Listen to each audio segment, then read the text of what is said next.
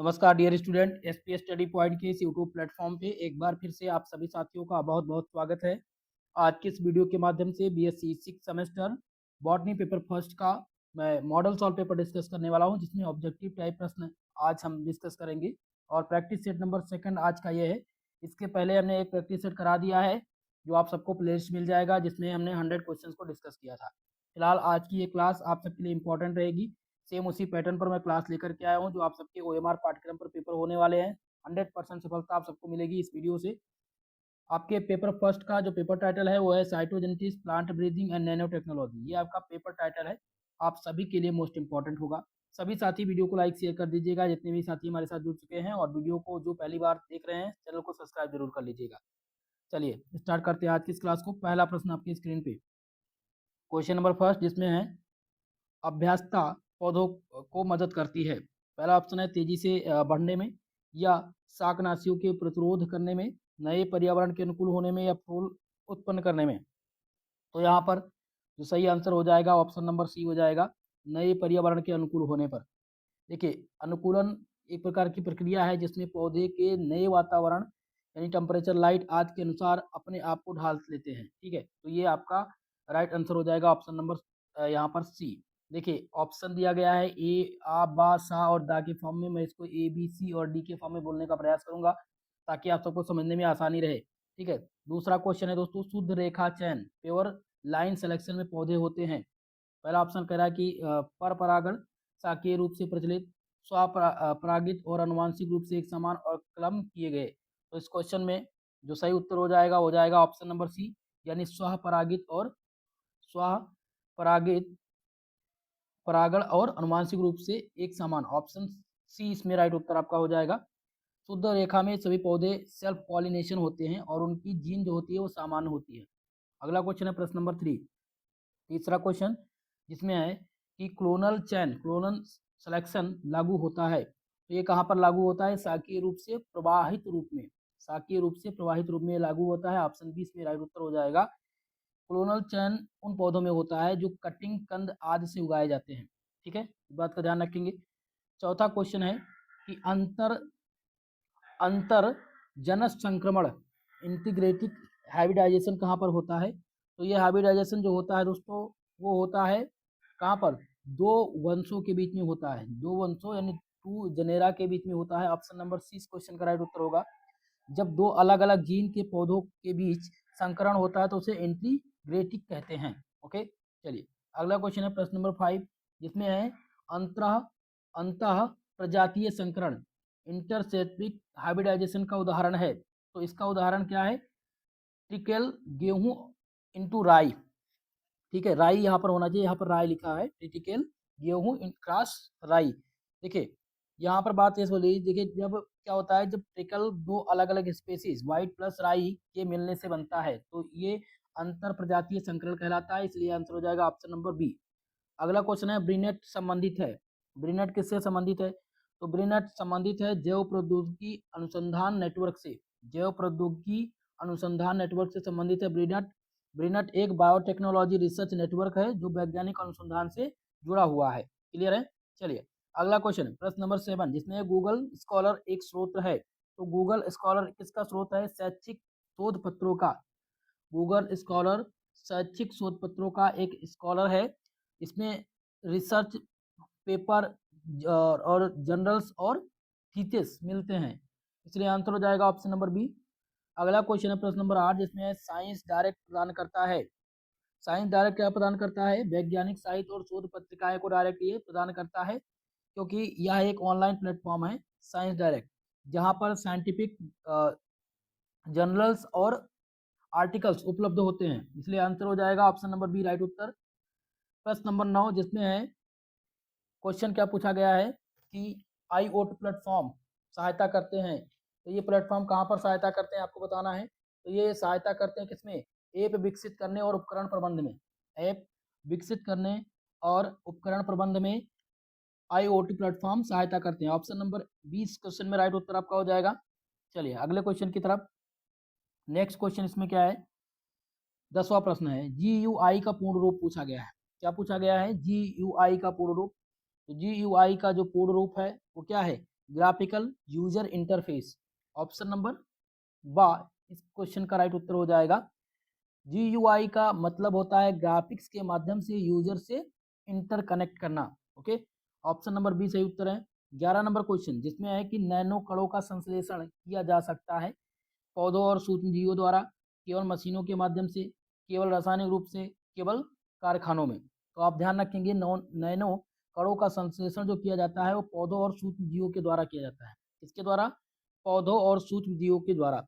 Nano particle का निर्माण biological method से भी होता है, इस बात का भी विशेषकर आप सब ध्यान रखेंगे। अगला क्वेश्चन है प्रश्न नंबर 12 जिसमें है कि प्रोटीन फील्डिंग, प्रोटीन आप कीजिएगा, प्रोटीन फोल्डिंग है किसका एक उदाहरण है? तो प्रोटीन फोल्डिंग ये उदाहरण किसका है? नैनो स्केल आत्म संयोजन का। किसका उदाहरण है? नैनो स्केल आत्म संयोजन का ये उदाहरण है, इसलिए आंसर हो जाएगा option number C. Protein folding self assembly का एक उदाहरण है। ये सेल्फ असेंबली, अगर आपसे पूछा जाए कि what is self assembly in protein folding, तो protein folding is a self assembly on nano scale आत्म संयोजन। ओके, अगला क्वेश्चन प्रश्न नंबर 13 नंबर क्वेश्चन है वायरस असेंबली को नैनो प्रौद्योगिकी में अध्ययन किया जाता है। क्वेश्चन को समझिएगा, वायरस असेंबली दिया गया है और पूछा गया कि वायरस असेंबली को नैनो प्रौद्योगिकी में अध्ययन किया जाता है रोगों का कारण जानने के लिए, नैनो स्ट्रक्चर के निर्माण में, या अपशिष्ट सामग्री में, या फिर इनमें से कोई नहीं।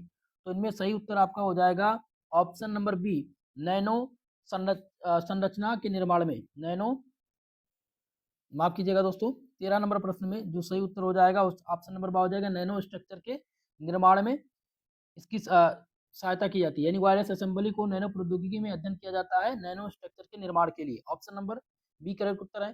14 नंबर क्वेश्चन है कि जैविक नैनो सामग्री बायोलॉजिकल नैनो मटेरियल प्राप्त होता है। तो बायोलॉजिकल नैनो मटेरियल कहाँ से प्राप्त होता है? ये प्राप्त होता है जीवित जीवों से। कहाँ से प्राप्त होता है? जीवित जीवों से प्राप्त होता है। Biological nano material living organism से मिलते हैं। कहाँ से मिलते हैं? लिविंग ऑर्गेनिज्म से, इसलिए जीवित जीवाश्म इसमें सही उत्तर हो जाएगा। ऑप्शन सी इस क्वेश्चन का राइट उत्तर है। अगला क्वेश्चन है प्रश्न नंबर 15 जिसमें AI का अर्थ पूछा गया है। AI का अर्थ क्या है? कृत्रिम गर्भधान, कृत्रिम बुद्धिमत्ता, स्वचालित इमेजिंग या स्वचालित सिंचाई। तो AI का मतलब क्या है? Artificial intelligence. AI का मतलब फॉर्म है आर्टिफिशियल इंटेलिजेंस यानी कृत्रिम बुद्धिमत्ता। कृत्रिम बुद्धिमत्ता यानी ऑप्शन नंबर बी, 15 का ऑप्शन नंबर बी सही उत्तर होगा। 16 नंबर क्वेश्चन जिसमें मशीन लर्निंग में शामिल है मैनुअल प्रोग्रामिंग, डेटा से सीखने वाला एल्गोरिथम, या फिर स्थिर डेटा, या केवल मानव हस्तक्षेप। तो दोस्तों याद रखेंगे मशीन लर्निंग में शामिल क्या है? डेटा में सीखने वाला एल्गोरिथम। क्या शामिल है?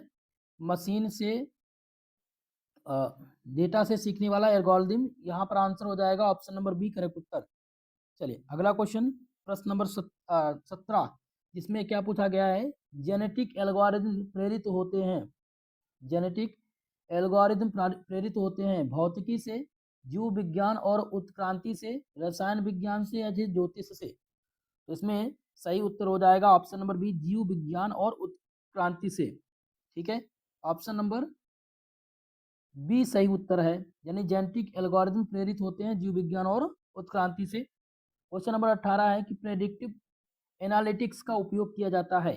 तो इसका उपयोग जो किया जाता है वो डेटा का उपयोग कर भविष्यवाणी करने के लिए, इसलिए आंसर हो जाएगा ऑप्शन नंबर सी इसमें राइट उत्तर। अगला क्वेश्चन प्रश्न नंबर 19 जिसमें पूछा गया है कि पादप विज्ञान में रोबोटिक्स का उपयोग किया जाता है हाथ से निराई के लिए, स्वचालित कटाई के लिए, प्रकाश संश्लेषण के लिए, या फिर डेटा लेखन के लिए। तो इसमें सही उत्तर हो जाएगा ऑप्शन नंबर बी, यानी स्वचालित कटाई और निगरानी के लिए। पादप विज्ञान में रोबोटिक्स का उपयोग जो किया जाता है वो स्वचालित कटाई और निगरानी के लिए किया जाता है, इसलिए आंसर हो जाएगा option number B. 20 number question है IoT का अर्थ क्या है? इसका अर्थ क्या है? तो ये चीजों का इंटरनेट, इसका संबंध है चीजों के इंटरनेट से संबंधित है। IoT इंटरनेट ऑफ थिंकिंग से संबंधित है, इसलिए आंसर हो जाएगा option number B. 21 number question जिसमें प्रश्न है कि प्रोकैरियोटिक कोशिकाओं में निम्नलिखित में से कौन सा अनुपस्थित है? तो प्रोकैरियोटिक कोशिकाओं में उपस्थित होता है प्लाज्मा मेम्ब्रेन, उपस्थित होता है राइबोसोम, उपस्थित होता है DNA भी होता है, इसमें नाभिक नहीं होता। ठीक है, न्यूक्लियस नहीं होता, नाभिक नहीं होता इसमें। तो यहाँ पर आपका सी करेक्ट उत्तर हो जाएगा। प्रोकैरियोटिक कोशिकाओं में निम्नलिखित में से अनुपस्थित नाभिक होता है, इसलिए आंसर सी लगाएंगे करेक्ट उत्तर। अगला क्वेश्चन प्रश्न नंबर 22 जिसमें पूछा गया है पैकेजिंग और स्त्राव के लिए कौन सा अंग जिम्मेदार है? पैकेजिंग पैकेजिंग और स्त्राव के लिए कौन सा जिम्मेदार है? तो गाल्जी उपकरण क्या जिम्मेदार है? गाल्जी उपकरण पैकेजिंग और स्त्राव के लिए जिम्मेदार है, इसलिए आंसर हो जाएगा ऑप्शन नंबर सी।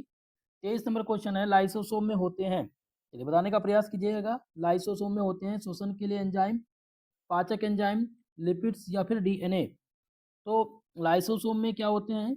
पाचन एंजाइम होते हैं। कौन से एंजाइम होते हैं? पाचन एंजाइम। ऑप्शन नंबर बी इसमें करेक्ट उत्तर हो जाएगा। लाइसोसोम में क्या होते हैं?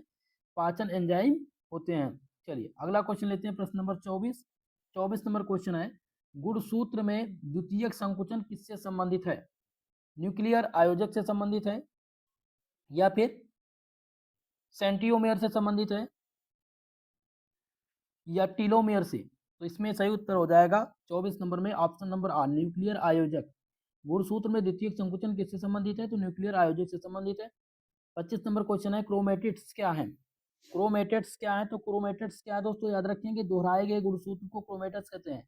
दोहराए गए गुणसूत्र को क्रोमेटिड्स कहते हैं। आंसर हो जाएगा ऑप्शन नंबर बा। 26 नंबर क्वेश्चन है, पॉलीटीन गुणसूत्र कहाँ पर पाए जाते हैं? यकृत कोशिकाएं, कीटदार ग्रंथियां में या पौधों की जड़ या फिर न्यूरॉन्स? तो याद रखेंगे कि पॉलीटीन गुणसूत्र जो पाए जाते हैं वो कीटलार ग्रंथियों में पाए जाते हैं। कहाँ पर पाए जाते हैं? कीटलार ग्रंथियों में। ऑप्शन नंबर 20 प्रश्न में राइट उत्तर आपका हो जाएगा। नेक्स्ट क्वेश्चन प्रश्न नंबर 27, जिसमें पूछा गया है कोशिका चक्र के किस चरण में डीएनए प्रकृति सम्मिलित होती है? तो कोशिका चक्र के S2 फेज में। किस फेज में? S2 फेज में डीएनए प्रकृति शामिल होती है। आंसर हो जाएगा ऑप्शन नंबर सी। अगला क्वेश्चन है 28 नंबर प्रश्न, जिसमें है एन्यूप्लॉइडी एक ऐसी स्थिति है जहां पर एक या अधिक गुणसूत्र गायब या अतिरिक्त होते हैं। एक या अधिक गुणसूत्र गायब या अतिरिक्त होते हैं। ये हो जाएगा आंसर नंबर बी करेक्ट उत्तर इसमें। अगला क्वेश्चन है प्रश्न नंबर 29, जिसमें पूछा गया प्रश्न कि वनसान गति का गुणसूत्र सिद्धांत किसने प्रस्तावित किया था? बहुत ही इंपॉर्टेंट क्वेश्चन है। तो सटन और बाउरी ने वनसान गति का गुणसूत्र सिद्धांत प्रतिपादित किया था। आंसर हो जाएगा ऑप्शन नंबर बी। अगला क्वेश्चन है प्रश्न नंबर 30, जिसमें है कि फजी लॉजिक उपयोगी है। तो फजी लॉजिक किसमें उपयोगी है? ये अनिश्चितता या अस्पष्ट जानकारी को संभालने में जानकारी देता है। आंसर हो जाएगा option number B. 37 number question, माफ कीजिएगा 31 नंबर क्वेश्चन है, ANN का पूर्ण रूप क्या है? तो ANN का जो पूर्ण रूप है वो artificial neural network. Artificial neural network full form है ANN का। ऑप्शन हो जाएगा यहाँ पर बी राइट उत्तर। 32 नंबर क्वेश्चन, जिसमें है कि वस्तु छवि कैप्चर का उपयोग किया जाता है। तो वस्तु छवि का उपयोग AI आधारित फसल विश्लेषण में किया जाता है, इसलिए आंसर हो जाएगा ऑप्शन नंबर बी इसमें राइट उत्तर। 33 नंबर क्वेश्चन है कि पादप विज्ञान में विशेषज्ञ प्रणालियां मदद करती हैं। पादप विज्ञान में विशेषज्ञ प्रणालियां मदद करती हैं खाना पकाने में, निर्णय समर्थन और निदान में, यात्रा में या फिर चित्रकला में? तो ये किसमें मदद करती हैं? निर्णय समर्थन और निदान में। निर्णय समर्थन और निदान में पादप विज्ञान में विशेषज्ञ प्रणालियां जो मदद करती हैं और निर्णय समर्थन और निदान में मदद करती हैं। आंसर हो जाएगा ऑप्शन नंबर बी।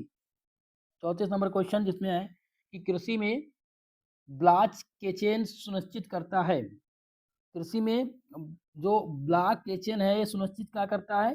सुरक्षित डेटा और लेन देन पारदर्शिता को, इसलिए आंसर हो जाएगा इसमें ऑप्शन नंबर बी। अगला क्वेश्चन है प्रश्न नंबर 35, जिसमें है कि पादप विज्ञान में बिग डेटा का उपयोग किया जाता है कहाँ पर? कृषि विज्ञान में जब बात करें तो पादप विज्ञान की बात हो रही हो या कृषि विज्ञान की बात हो रही हो, तो इसमें बिग डेटा का उपयोग जो किया जाता है वो कृषि डेटा के बड़े सेट का विश्लेषण करने में किया जाता है, इसलिए हो जाएगा इसमें आंसर नंबर बी राइट उत्तर। अगला क्वेश्चन है दोस्तों, नेक्स्ट क्वेश्चन क्या दिया गया यहाँ पर? INFLIBNET ये क्या है? ये क्या दिया गया है? तो ये एक प्रकार का अनुसंधान पुस्तकालय नेटवर्क है। क्या है ये? अनुसंधान पुस्तकालय नेटवर्क, इसलिए ऑप्शन नंबर 20 में राइट उत्तर हो जाएगा। अगला क्वेश्चन है, NIC नेट का उपयोग किया जाता है। तो NIC नेट का उपयोग अनुसंधान में नेटवर्क संचार के लिए किया जाता है। किसके लिए किया जाता है? अनुसंधान में नेटवर्क संचार के लिए। ऑप्शन नंबर 20 में राइट उत्तर हो जाएगा। दोनों क्वेश्चन बहुत ही इंपॉर्टेंट है, लगातार ये पूछे जा चुके हैं सभी यूनिवर्सिटी में। ठीक है, इस बात का विशेषकर आप सभी ध्यान रखेंगे। वीडियो को लाइक शेयर करते रहिए जितने भी छात्र छात्राएं हमारे साथ जुड़ चुके हों। अगला क्वेश्चन है क्रॉसिंग ओवर होती है। क्वेश्चन पूछा गया है क्रॉसिंग ओवर होती है। तो क्रॉसिंग ओवर जो होती है वो मियोसिस के प्रोसेस फर्स्ट के चरण में होती है। आंसर हो जाएगा ऑप्शन नंबर ए इसमें राइट उत्तर। 39 नंबर क्वेश्चन जिसमें प्रश्न है कि पौधों में लिंग निर्धारण हो सकता है जीनिक, गुणसूत्रीय, पर्यावरणीय या सभी। तो यहाँ पर ध्यान रखेंगे कि पौधों में लिंग निर्धारण हो सकता है, तो यहाँ ये सभी में हो सकता है, यानी जीनिक, गुणसूत्रीय और पर्यावरण इन सब में हो सकता है। 40 नंबर क्वेश्चन है ड्रोसोफिला पर मॉर्गन के कार्य ने सिद्ध किया। क्या है क्वेश्चन? ड्रोसोफिला पर मॉर्गन के कार्य ने सिद्ध किया था। तो इसके कार्य ने क्या सिद्ध किया है ये आपको यहाँ पर बताना है। जिसमें पहला ऑप्शन दिया गया जीन डीएनए पर स्थित होते हैं। बी है आपका ऑप्शन जिसमें जीन गुणसूत्रों पर स्थित होते हैं। ऑप्शन सी है उत्परिवर्तन प्राकृतिक रूप से होते हैं। और ऑप्शन नंबर द जीनों की प्रतिलिपियां बनती है। देखिए इस क्वेश्चन का आंसर 40 नंबर क्वेश्चन का आंसर आप सबके द्वारा दिया जाना है और आप सब कमेंट बॉक्स में कमेंट करके जरूर बताइएगा। डेली आपको 2 क्वेश्चन में प्रैक्टिस के लिए दूंगा जो आप खुद से ढूंढ कर बताएंगे या खुद से अगर आपको जानकारी है तो मैं कमेंट बॉक्स में इसका एग्जैक्ट आंसर देने का प्रयास करूंगा। ठीक है दोस्तों, चलिए अगला क्वेश्चन है प्रश्न नंबर 41 जिसमें है कि पौध परिवर्तन प्लांट इंट्रोडक्शन में शामिल होता है नई प्रजातियों के निर्माण, पौधों को एक क्षेत्र से दूसरे क्षेत्र में स्थानांतरित करना, खरपतवार को हटाना या कलम लगाना। चलिए बताने का प्रयास कीजिएगा। तो इसमें आपका जो सही उत्तर हो जाएगा ऑप्शन नंबर बी, यानी कि पौधों को एक क्षेत्र से दूसरे क्षेत्र में स्थानांतरित करना, यही इसका एग्जैक्ट आंसर होगा। प्रश्न नंबर 42 जिसमें भारत में पौध परिवर्तन की मुख्य एजेंसी कौन सी है? पहला ऑप्शन है इसमें है ICAR, बी ऑप्शन है CSIR, ऑप्शन नंबर सी जिसमें दिया गया NBPGR और डी ऑप्शन है NRDO। तो इसमें आपका जो सही उत्तर हो जाएगा NBPGR। भारत में पौध परिवर्तन की जो मुख्य एजेंसी है वो है NBPGR। ऑप्शन नंबर सी इस क्वेश्चन में राइट उत्तर है। 43 नंबर क्वेश्चन जिसमें पूछा गया कि कृषि में IoT अनुप्रयोगों में शामिल है। तो ये जो IoT है ये किसमें शामिल है? फसल की निगरानी में या खिलौना निर्माण में, खाना पकाना या प्रिंटिंग। तो खिलौना निर्माण में इसका उपयोग होता नहीं है, प्रिंटिंग में आता नहीं है, खाना पकाना इसका कोई काम नहीं है। फसल निगरानी में, कृषि में IoT अनुप्रयोगों में शामिल है फसल निगरानी। ऑप्शन नंबर ए इस प्रश्न का सही उत्तर हो जाएगा। प्रश्न नंबर 44 जिसमें ICT के माध्यम से मौसम पुनर्अनुमान आवश्यक है शिक्षा के लिए, फसल नियोजक और रोग पुनर्अनुमान के लिए, खाद्य पैकेजिंग के लिए या फिर औद्योगिक प्रदूषण के लिए। तो इसमें सही उत्तर हो जाएगा आपका ऑप्शन नंबर बी, यानी कि ICT के माध्यम से मौसम पुनर्वानुमान आवश्यक इसलिए है क्योंकि फसल नियोजन और रोग पुनर्नुमान के लिए अच्छा से जाना जा सके। ऑप्शन नंबर 20 में राइट उत्तर हो जाएगा। 45 नंबर क्वेश्चन है बागवानी में ICT मदद करता है इसमें ईंट के निर्माण में, कीट पहचान और उत्पादन सुधार में, धातु पुनर्प्राप्ति में या फिर अग्नि अलार्म में। तो बागवानी में ICT जो मदद करता है वो कीट पहचान और उत्पादन सुधार में मदद करता है, इसलिए आंसर हो जाएगा ऑप्शन नंबर 20 में राइट उत्तर। क्वेश्चन नंबर 46 ध्यान दीजिएगा। 46 नंबर क्वेश्चन है इसमें है कि कृषि में एंड्राइड IoT एप्स का उपयोग किया जाता है ऑनलाइन खरीदारी के लिए, खेत की निगरानी और सिंचाई नियंत्रण के लिए, गेम खेलने के लिए या फिल्म देखने के लिए। तो गेम खेलना और फिल्म देखना इसमें शामिल नहीं है, ऑनलाइन खरीदारी से संबंधित नहीं है। खेत इसमें हो जाएगा खेत निगरानी और सिंचाई नियंत्रण के लिए कृषि में एंड्राइड IoT एप्स का उपयोग किया जाता है, इसलिए हो जाएगा आंसर नंबर 20 में राइट उत्तर। तीनों क्वेश्चन बहुत ही महत्वपूर्ण है, आप स्क्रीनशॉट ले सकते हैं क्योंकि ये क्वेश्चन बार बार एग्जाम में रिपीटेड है, पूछे जाते रहते हैं। क्लियर है? चलिए आगे बढ़ते हैं प्रश्न नंबर 47 की तरफ। 47 नंबर क्वेश्चन है कि पादप कोशिका भित्ति का मुख्य कार्य क्या है? पहला ऑप्शन ए जिसमें प्रकाश का संश्लेषित करना, ऑप्शन बी जिसमें है संरचनात्मक समर्थन प्राप्त करना, ऑप्शन नंबर सी जिसमें कोशिका विभाजन नियंत्रित करना और डी ऑप्शन है प्रोटीन का संश्लेषण करना। तो पादप कोशिका भित्ति का जो मुख्य कार्य है वो है दोस्तों संरचनात्मक समर्थन, माफ कीजिएगा, संरचनात्मक समर्थन प्रदान करना। ओके, 48 नंबर क्वेश्चन है माइटोकॉन्ड्रिया का कार्य क्या है? बहुत ही आसान और अच्छा प्रश्न है कि माइटोकॉन्ड्रिया का कार्य क्या है? तो ATP उत्पादन करना माइटोकॉन्ड्रिया का कार्य है, इसलिए आंसर हो जाएगा इसमें option number C. Next question है प्रश्न नंबर 49 जिसमें क्वेश्चन पूछा गया है कि कोशिका में पदार्थों में प्रवेश और निकास को नियंत्रण करने वाली संरचना कौन सी है? नाभिक, गाल्जी उपकरण, प्लाज्मा मेम्ब्रेन या फिर राइबोसोम? चलिए बताने का प्रयास कीजिएगा। तो इस क्वेश्चन में राइट उत्तर हो जाएगा आपका ऑप्शन नंबर सी यानी प्लाज्मा झिल्ली। कोशिका में पदार्थ में प्रवेश और निकास को नियंत्रण करने वाली संरचना जो है उसको प्लाज्मा झिल्ली कहते हैं। अगला क्वेश्चन है प्रश्न नंबर 50 जिसमें क्वेश्चन है कि खुरदरे एंडोप्लाज्मिक रेटिकुलम को खुरदुरा इसलिए कहा जाता है क्योंकि क्योंकि इसमें एंजाइम्स होते हैं इसलिए, या इसमें राइबोसोम होते हैं इसलिए, या इसकी चिकनी सतह नहीं होती है, या इसमें लिपिड होते हैं। तो खुरदरे एंडोप्लाज्मिक रेटिकुलम को खुरदरा इसलिए कहा जाता है क्योंकि इसमें राइबोसोम पाए जाते हैं। इसलिए आंसर हो जाएगा ऑप्शन नंबर बी इस क्वेश्चन में राइट उत्तर। ठीक है, तो दोस्तों आज की इस क्लास में हमने 50 क्वेश्चंस आप सबको सॉल्व करा दिए हैं। नेक्स्ट मॉडल पेपर जो आएगा वो लगभग लगभग 200 एमसीक्यू क्वेश्चन का होगा। ठीक है, जो हम कल की क्लास में लेकर के आएंगे, डिस्कस करेंगे। बाकी पेपर नंबर 2 भी मैंने अपलोड कर दिया है। जिनका जूलॉजी है वो जूलॉजी के लिए भी मैंने वीडियो अपलोड कर दी है, प्लेलिस्ट में आपको मिल जाएगी। पीडीएफ जिनको चाहिए वो टेलीग्राम चैनल पर जाइएगा, वहां से आपको मिल जाएगा, जिसका लिंक डिस्क्रिप्शन बॉक्स में दिया गया है। और आप सबसे निवेदन यह है कि वीडियो को लाइक शेयर कर दीजिए। जितने भी साथी आपके साथ जुड़ चुके हों आप उनमें वीडियो को भी शेयर कर दीजिएगा, और चैनल पर नए चैनल को सब्सक्राइब कर लीजिएगा दोस्तों। और एक इम्पॉर्टेंट चीज, अपना राय कमेंट बॉक्स में जरूर दीजिए। और क्वेश्चन जो मैंने 40 नंबर दिया था उसका आंसर भी आप सबको करना है, इस बात का विशेष का ध्यान रखेंगे। सभी बच्चे जितने भी स्टूडेंट देख रहे हैं सभी कमेंट करके जरूर बताया करें। ठीक है, उसका आंसर क्या होगा क्योंकि मैं पिन कर दूंगा जिसका एग्जैक्ट आंसर होगा। ठीक है, कमेंट में। तो दोस्तों आज के लिए बस इतना ही, मिलते हैं नेक्स्ट वीडियो में, तब तक के लिए जय हिंद जय भारत।